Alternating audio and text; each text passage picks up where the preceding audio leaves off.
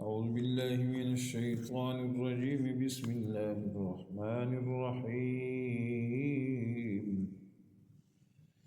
وقال الذين لا يعلمون لولا يكلمنا الله أو تأتينا آية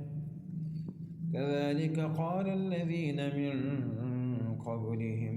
مثل قولهم تشابهت قلوبهم قد بينا الآيات لقوم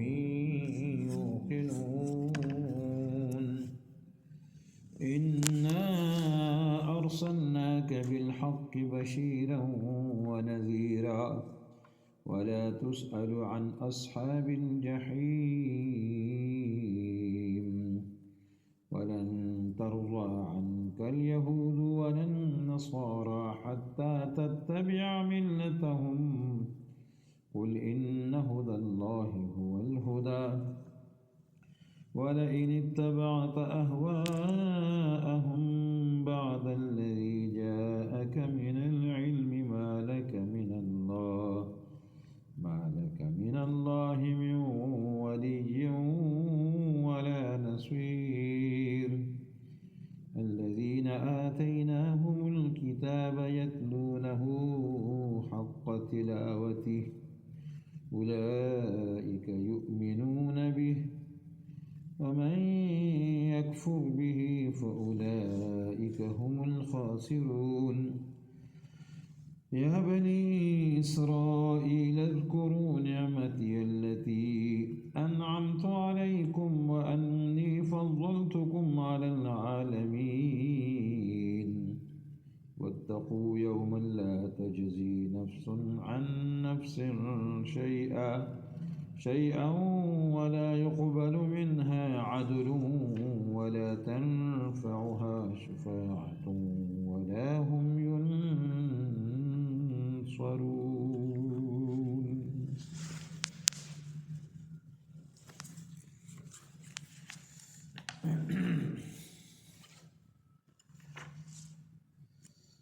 آیت مذکورہ میں بعض جاہل یہود اور نصارہ اور مشرکین رسول اللہ صلی اللہ علیہ وسلم کے مقابلے میں یوں کہتے تھے کہ خود اللہ تعالی ہم سے کلام کیوں نہیں فرماتے، خواہ فرشتوں کے بغیر، جیسے خود فرشتوں سے کلام فرماتے ہیں، یا فرشتوں کے واسطے سے جیسے پیغمبروں سے بطور وہی بات کرتے ہیں۔ اور اس کلام میں یا تو خود ہم کو احکام بتا دے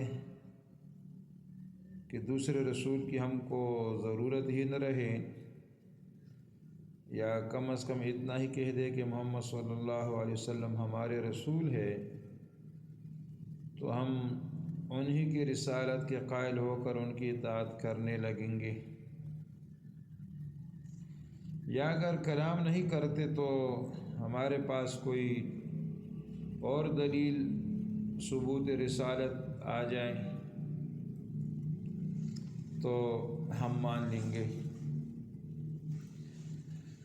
حضرات انبیاء علیہ السلام کی امتوں کا یہ طریقہ تھا کہ وہ سامنے صریح دلائل معجزات ہوتے ہوئے اپنی نبیوں کی نبوت کا انکار کرتے تھے اور اپنے پاس سے تجویز کر کے نبوت کی دلیلیں طلب کرتے تھے۔ انہی میں سے ایک مطالبہ یہ بھی تھا کہ اللہ تعالی ہم سے خود بات کرے تو ہم مانیں، اور کہتے تھے کہ ہم جو معجزہ چاہتے ہیں وہ ہمارے سامنے آنا چاہیے۔ تو اس آیت میں مشرکین عرب، بقول بعض مفسرین نے مشرکین عرب کا یہی سوال نقل فرمایا ہے کہ یہ مشرکین مکہ نے سوال کیا تھا،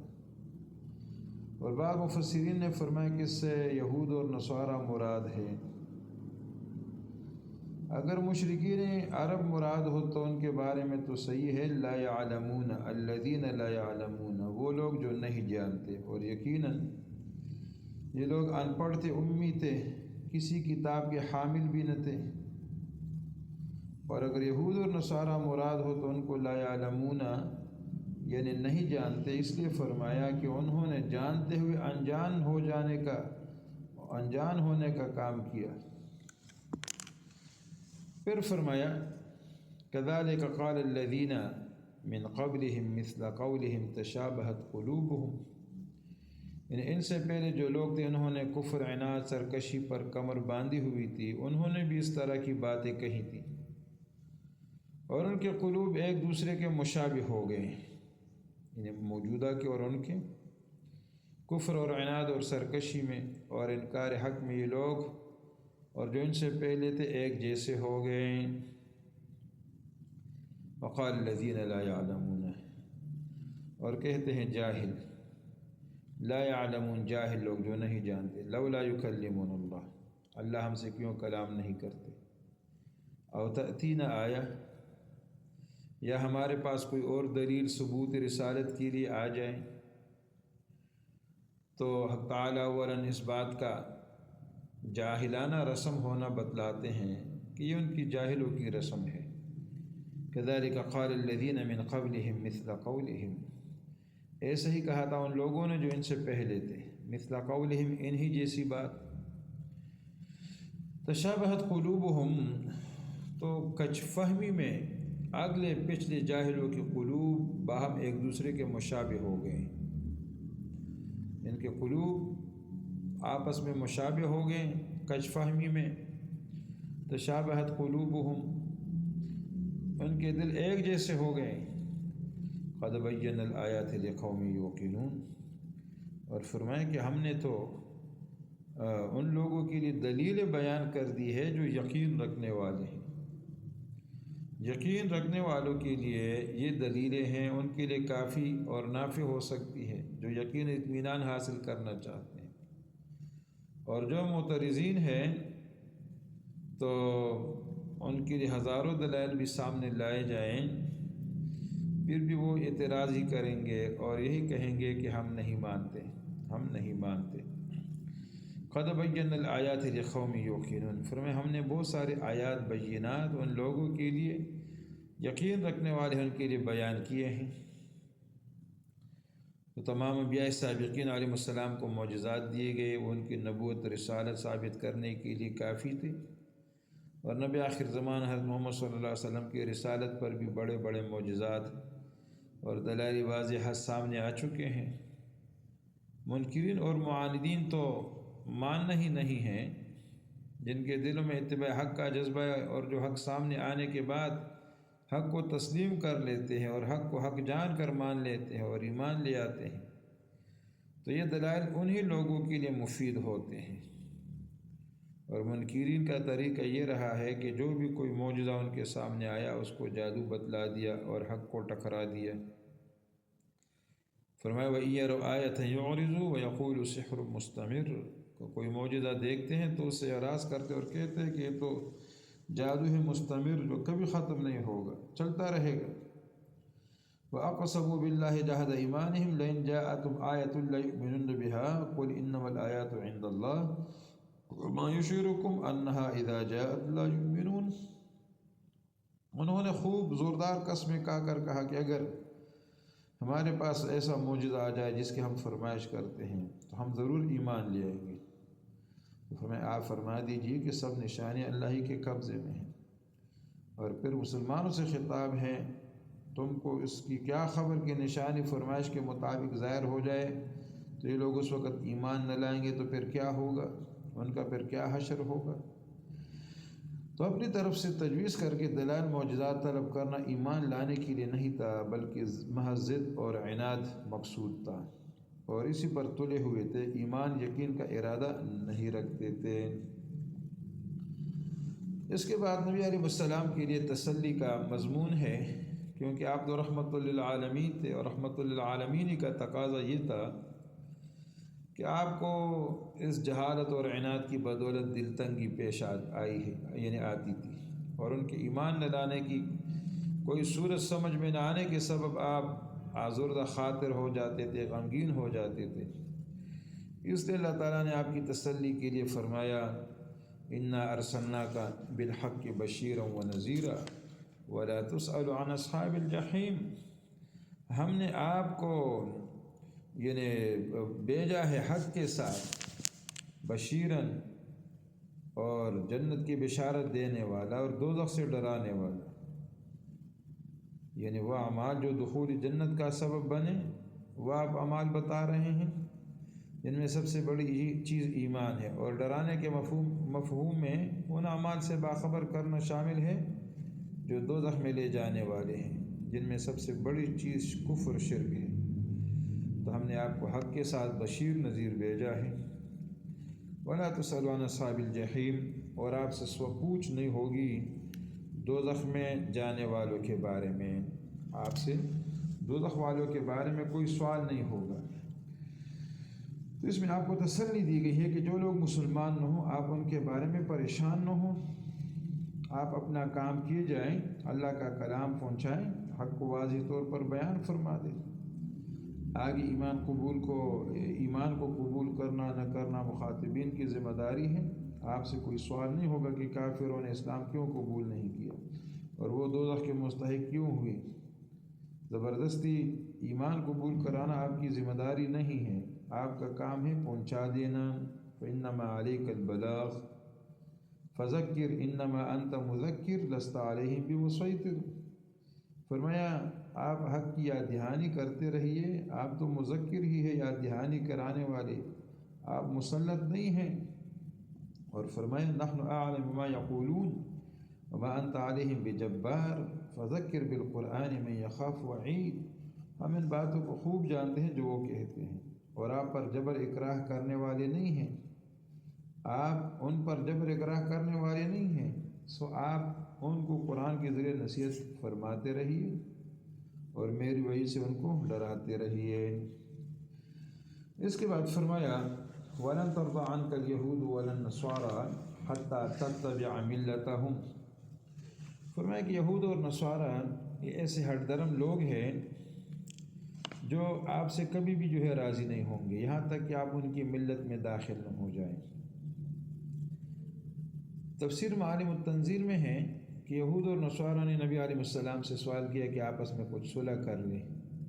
یعنی بعض چیزوں میں آپ نیچے اتر جائے اور کچھ ڈیل دے دیں تو ہم آپ کا دین قبول کر لیں گے۔ تو اس پر آیت بارہ نازل ہوئی، اور اس آیات میں تفسیر قرطبی نے اس کی تفسیر کرتے ہوئے لکھا ہے کہ محمد صلی اللہ علیہ وسلم ان کا اپنے تجویز کردہ دلائل اور معجزات کا مطالبہ اس لیے نہیں ہے کہ ان کے کہنے کے مطابق معجزات ظاہر ہو جائیں، تو یہ واقعی ایمان لے آئیں گے۔ حقیقتاً بات یہ ہے کہ آپ ان کے سامنے وہ معجزات لے آئیں جن کا یہ سوال کرتے ہیں، تب بھی آپ سے ہرگز راضی نہ ہوں گے، کیونکہ ان کا مقصد تو یہ ہے کہ آپ اپنے اس دین اسلام کو چھوڑ دیں اور ان کا اتباع کر لیں۔ جب تک آپ ان کی دین کے اتباع نہ کریں گے یہ کبھی آپ سے راضی ہونے والے نہیں ہیں۔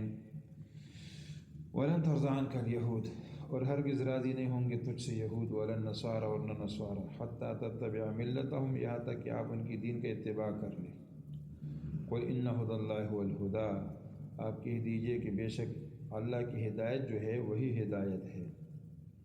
اللہ کی ہدایت ہی ہدایت ہے، اس کے سوا کوئی ہدایت نہیں ہے،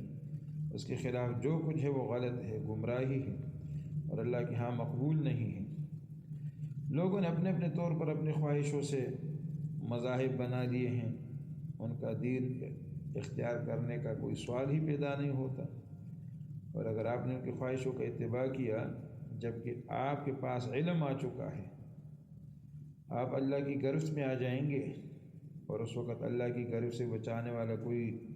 حامی اور مددگار نہیں ہوگا۔ وَلَئِنِ اتَّبَعْتَ أَهْوَاءَهُمْ بَعْدَ مَا جَاءَكَ مِنَ الْعِلْمِ مَا لَكَ مِنَ اللَّهِ مِنْ وَلِيٍّ وَلَا نَصِيرٍ،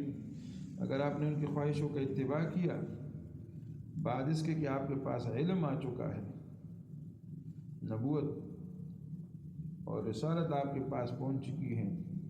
تو پھر آپ کو اللہ کے ہاتھ سے کوئی بچانے والا نہیں ہوگا۔ تو علامہ قرطبی فرماتے کہ خطاب یا تو حقیقت نبی علیہ السلام کو ہے یا بظاہر آپ کو خطاب ہے، اور مراد اس سے آپ کی امت ہے۔ تو اگر پہلی صورت مراد لی جائے تب بھی اس میں امت کے لیے تادیب ہے، کیونکہ امت کا مرتبہ رسول اللہ کے مرتبے سے کہیں کم ہے۔ بس جب دوسروں کی خواہشوں کے اتباع سے رسول اللہ کا مواخذہ ہو سکتا ہے، تو اگر امت ایسا کوئی کام کرے گی جس میں دوسروں کا اتباع ہو، وہ کیوں کر مواخذے سے بچے گی؟ اور مومن کا کام ہے کہ صرف اپنے خالق مالک کو راضی رکھے، اور اسے راضی رکھنے کے لیے ذیل میں جو راضی ہوتا ہو وہ راضی رہے، جو ناراض ہوتا ہو وہ ناراض رہے، کوئی اپنا ہو یا پرایا ہو۔ خدا کو ناراض کر کے کسی دوسرے کو راضی کرنے کی کوشش ایمانی تقاضوں کے سراسر خلاف ہے۔ آج ہم دیکھتے ہیں کہ جو لوگ مسلمان ہونے کے دعوی دار ہیں، وہ اپنے اعمال، لباس، پتہ، وضع اور شکل و صورت میں یہود اور نصارہ کا اتباع کیے ہوئے ہیں، اور ان لوگوں کے سامنے اپنے کو حقیر جانتے ہیں اور انہیں راضی رکھنے کے لیے داڑھی مونڈتے ہیں، یورپین لباس بھی پہنتے ہیں، عورتوں کو بھی بے پردہ پہراتے ہیں، غیروں سے ان کے مصافحے کراتے ہیں، ٹائی لگانے کو فخر سمجھتے ہیں، اور یہ سمجھتے ہیں کہ اگر ہم نے ایسا نہ کیا تو یہ دشمنان اسلام طعنے دیں گے، ہم اسے روشن خیالی کہتے ہیں، ہمیں اچھی نظر سے نہیں دیکھیں گے۔ تو افسوس ہے کہ ان کو یہ منظور ہے کہ اللہ کے احکام کی خلاف ورزی ہو جائے، اللہ کے رسول کا اتباع چھوٹ جائے، لیکن اہل کفر راضی رہے اور عزت کی نظر سے دیکھے، چاہے آخرت میں گناہوں کے ارتکاب کی وجہ سے عذاب ہی بھگتنا پڑے۔ حالانکہ وہ لوگ کسی بھی طرح سے راضی نہیں ہو سکتے، اور وہ اسی وقت راضی ہوں گے جب العیاذ باللہ دین اسلام کو چھوڑ کر ان کی ملت مذہب کا اتباع کر لیا جائے۔ تو ہمیں کافروں کی دیکھنے کی کیا ضرورت ہے؟ ہماری عزت اس سے زیادہ کیا ہوگی کہ ہم مومن موحد ہیں، افضل الانبیاء حضرت محمد مصطفیٰ صلی اللہ علیہ وسلم کے امتی ہیں، ان کا دامن ہمارے ہاتھ میں ہے۔ یہ ہمارے لیے اتنا بڑا فخر ہے کہ اس سے بڑا اور فخر نہیں ہے، اور یہی ہماری عزت سب کچھ یہی ہے۔ دشمنوں کے اتباع میں دنیا آخرت کی ذلت ہی ذلت ہے اور ہلاکت اور بربادی ہے۔ اور قرآن میں فرمایا ایبتغون عندهم العزت فإن العزت للہ جمیعا، کیا تم ان کے پاس عزت طلب کرنا چاہتے ہو تو سن لو، تو عزت تو سارا کا سارا جو ہے اللہ تعالیٰ ہی کے ہاتھ میں، اللہ کے قبضے میں ہے۔ الذین آتیناہم الکتاب یتلونہ حق تلاوتہ، اس آیت شریفہ میں اہل ایمان کی تعریف فرمائی ہے کہ وہ اللہ کی کتاب کس طرح تلاوت کرتے ہیں جیسا کہ اس کی تلاوت کا حق ہے۔ تو یہاں پر اس آیت سے پہلے اہل کتاب معاندین کا ذکر ہوا، مخالفین کے ایمان سے پوری مایوسی کا بیان ہوا۔ اب یہاں پر حسب عادت قرآن انصاف پسند اہل کتاب کا بیان ہے، جنہوں نے حق واضح ہو جانے کے بعد جناب نبی علیہ السلام کی تصدیق کی اور آپ کا اتباع اختیار کر لیا۔ تو آپ کا اتباع اختیار کر لیا تو وہی ان کی اللہ تعالیٰ نے مدح فرمائی ہے، الذین آتیناہم الکتاب یتلونہ حق تلاوتہ۔ فرمایا ایسے لوگ بھی ہیں جو کتاب پڑھتے ہیں اور اسی طرح پڑھتے ہیں جیسا کہ پڑھنے کا حق ہے۔ تو یہاں پر تو یا اس سے مراد تورات ہے کہ جیسے تورات پڑھنے کا حق ہے، اور تورات پڑھنے کا حق یہ تھا کہ اس میں جو پیشنگیاں نبی علیہ السلام کے متعلق تھی، آپ پر ایمان لانے کا ذکر تھا، اور ان لوگوں نے نبی علیہ السلام کے اندر وہ پیشنگویاں دیکھی اور پھر نبی علیہ السلام پر ایمان بھی لے آئے ہیں۔ تو یہ ہے تورات کا حق ادا کرنا۔ یہ اس سے عام مراد ہے کہ وہ قرآن کریم کی تلاوت کرتے ہیں اور اس کا حق ادا کرتے ہیں۔ تو قرآن کریم کا حق یہ ہے کہ قرآن کریم کے حلال حرام کو جانا جائے، قرآن کریم میں جو ہے وہ ہر قسم کی غلطی سے جو ہے بچا جائے، اور جس طرح قرآن کریم نازل ہوا ہے عربی زبان میں تجوید کے ساتھ، اسی طرح قرآن کریم کو جو ہے تجوید، مخارج، صفات کے ساتھ جو ہے یہ ادا کی جائے۔ اولئک یؤمنون بہ، فرمایا وہ اس کتاب پر ایمان لانے والے ہیں۔ ومن یکفر بہ فاولئک هم الخاسرون، اور جو لوگ انکار کرتے ہیں وہی لوگ خسارے میں ہیں۔ تو ایمان نہیں لاتے، خسارے اور نقصان میں جو لوگ پڑے ہوئے ہیں، انہوں نے کفر اختیار کیا اور ایمان کے قریب بھی نہ آئے، تو لہذا دوزخ کے مستحق ہو گئے۔ تو دو طرح کے لوگ بنی اسرائیل میں کچھ اچھے لوگ بھی تھے جو پہلے تورات، انجیل وغیرہ پڑھتے تھے، پھر نبی علیہ السلام جب مبعوث ہوئے اور آپ پر ایمان لے آئے تو انہوں نے اپنی کتاب کا پڑھنے کا حق ادا کیا، ہے کہ جب ایمان لے آئے قرآن پر تو قرآن کے پڑھنے کا حق ادا کیا۔ تو یہاں تک تو بنی اسرائیل کا یعنی بیان ہوا تفصیل کے ساتھ۔ ابھی آخر میں دوبارہ اعادہ ہے اور ان کو جو ہے نا پھر جو مقصد تھا وہ بیان ہوا، ان کے انعامات، ترغیبات وغیرہ ان کو یاد دلائے گئے۔ اور پہلے ابھی اس بنی اسرائیل کی جو بحث جو بیان تھا اس سے پہلے بھی